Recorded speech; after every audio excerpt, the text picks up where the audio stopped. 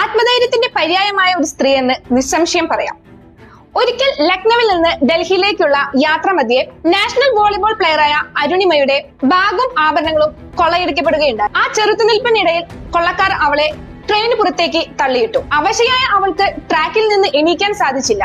അപ്പോഴേക്കും തൊട്ടടുത്തുള്ള പാളത്തിൽ മറ്റൊരു ട്രെയിൻ കടന്നു വരികയും ആ ട്രെയിൻ അവളുടെ മുട്ടിന് താഴെ കയറി ഇറങ്ങി. 6-7 മണിക്കൂറോളം രക്തം വാർന്ന് ട്രാക്കിൽ കിടന്ന അവളെ ആരൊക്കെയോ ചേർന്ന് ഹോസ്പിറ്റലിൽ എത്തിക്കുകയാണ് ഉണ്ടായത്.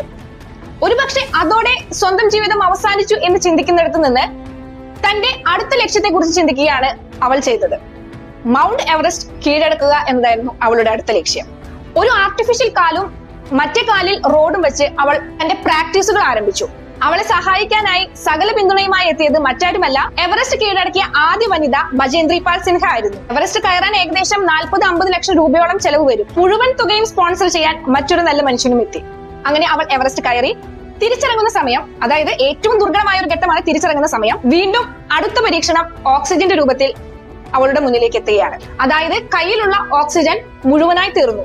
മരണത്തെ മുഖാമുഖം കണ്ട ആ സമയത്ത് അപരിചിതനായ ഒരു ബ്രിട്ടീഷുകാരൻ കാലാവസ്ഥ അനുകൂലമല്ലാത്തതിനാൽ തുടർന്ന് മുകളിലോട്ട് ഇനി കയറാൻ സാധിക്കില്ലെന്ന് പറഞ്ഞ് തിരിച്ചു പോകാൻ തന്റെ കയ്യിലുള്ള 2 ഓക്സിജൻ സിലിണ്ടറിൽ നിന്ന് 1 അരുണിമയ്ക്ക് കൊടുത്തു.